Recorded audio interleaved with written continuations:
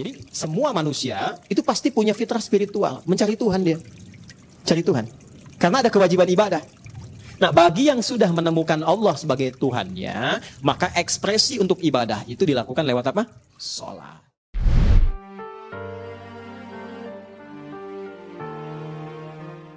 Pertama terkait dengan sholat, apakah kewajiban yang mengikat bagi umat Islam saja atau mengikat bagi seluruh makhluk.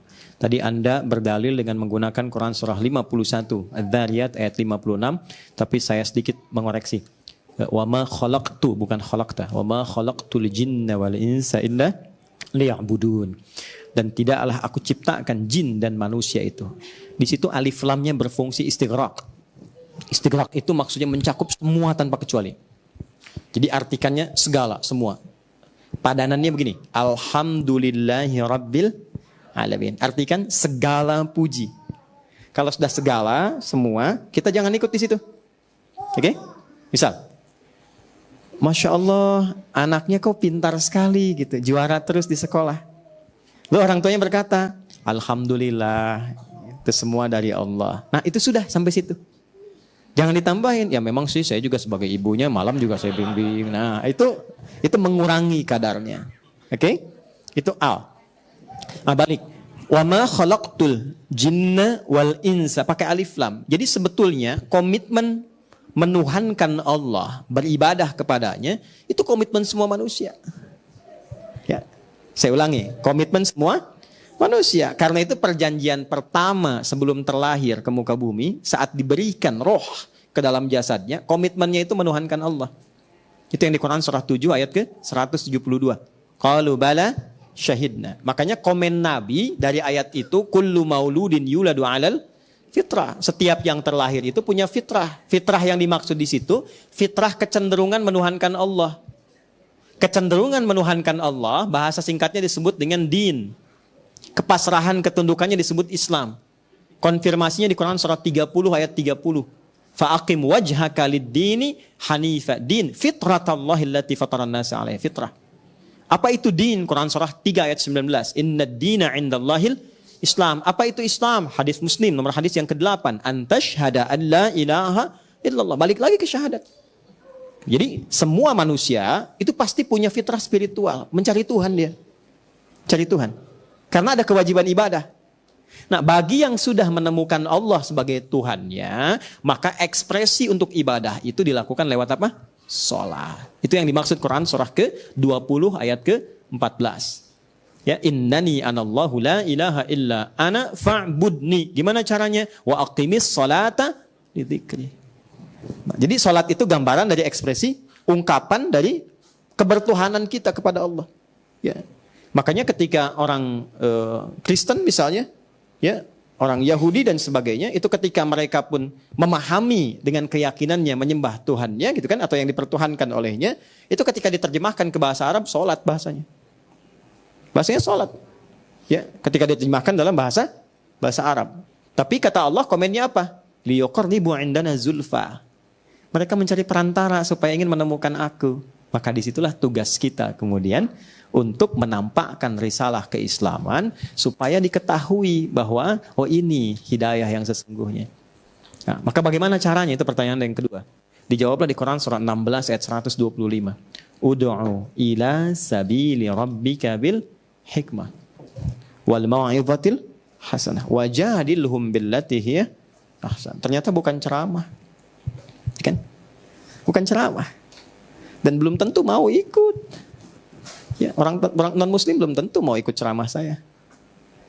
Zikir bersama Ustaz Adi Hidayat. Belum tentu non-muslim mau ikut. Itu pengajian. Tapi mereka akan mau menyimak. Ya kan?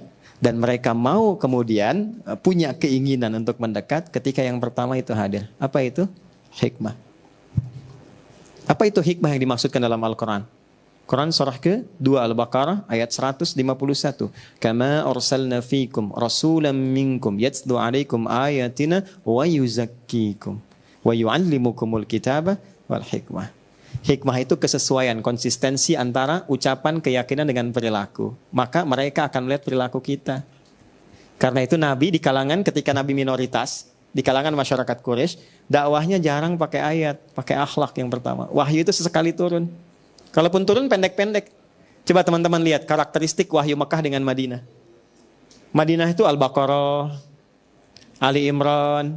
Mekah itu Al-Ikhlas, Al-Falaq, An-Nas, pendek-pendek.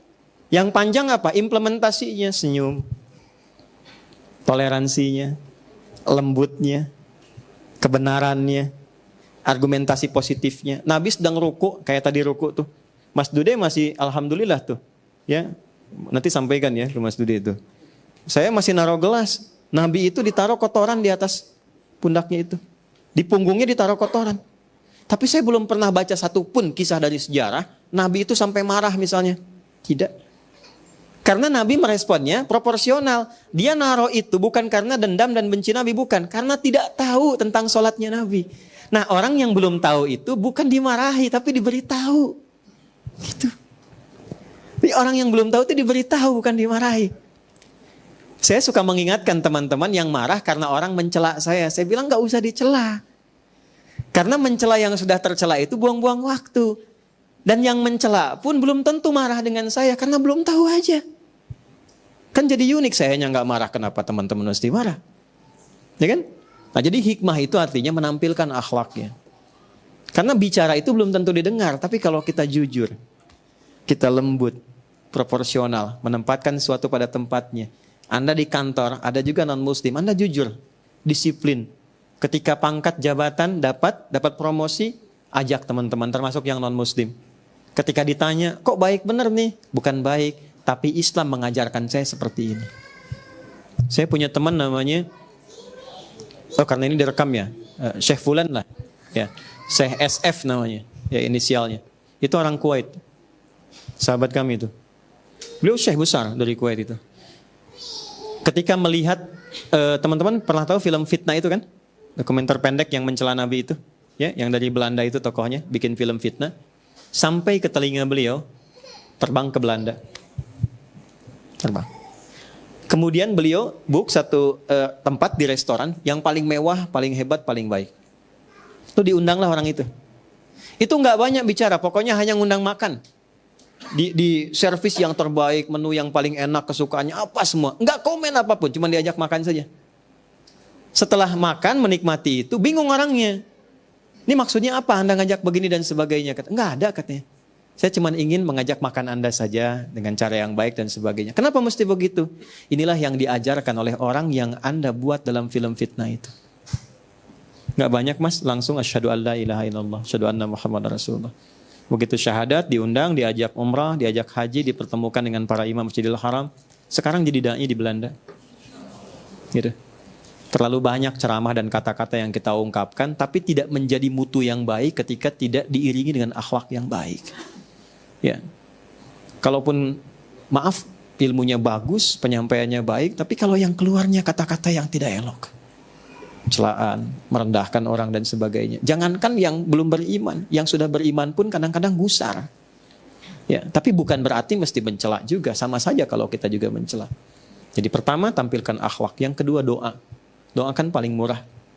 Ya, teman-teman yang punya teman belum beriman, punya tetangga non-muslim, coba dalam sehari berapa kali mendoakan mereka. Anda menuntut mereka mendapat hidayah, tapi tidak pernah mendoakannya, bagaimana? Ya, minimal doakan. Ya, lalu setelah itu praktekkan akhlak, bikin makanan, masak, kan hadisnya berlaku. Jika seorang masak makanan, baunya sampai ke tetangga, maka bagilah tetangga walaupun kencang sekali kuahnya itu ya. Anda masak soto ayam, tetangga kasih kuahnya, Anda makan sotonya. Ya, terus tetangganya tanya, kok saya cuman kuahnya? Hadis Nabi. Nabi yang jadi korban kan? Gitu. Itu maksudnya begini. Sekarang kan banyak bumbu ya. Bumbu-bumbu itu supaya nggak salah paham. Nabi sudah jauh-jauh hari, walaupun singkong tapi bumbunya bumbu rendang. Bagi supaya nggak salah paham. Tapi pertanyaan saya bukan itu. Nabi pernah nggak bilang gini? Kalau tetangga Anda Muslim saja, cari demi Allah cari sampai kiamat kurang 2 hari nggak akan ditemukan. Nggak sehari lagi buat tobat. Saya selalu bikin 2 hari, kurang 2 hari, sehari lagi buat tobat. Ya, buat kita berpikir kembali, merefresh lagi. Nggak pernah Nabi bilang kalau tetangga Anda Muslim. Oke? Sekarang punya tetangga non muslim bagi. Jangan dilewati, bikin makanan enak banget yang muslim dikasih. Terus non muslim lihat. Insya Allah Pak kayaknya enak ya. Emang enak sih, bener enak. Cuman sayang ibu kafir. Wah itu dosanya bener tuh, berlipat betul. Bikin, kunjungi. Gak harus assalamualaikum, selamat pagi keto. Bapak kata iya, ini ada sedikit mungkin bisa dicoba. Kalau enak ya mudah-mudahan baik. Terima kasih Bapak baik banget. Bukan baik, Islam yang mengajarkan saya untuk berbagi.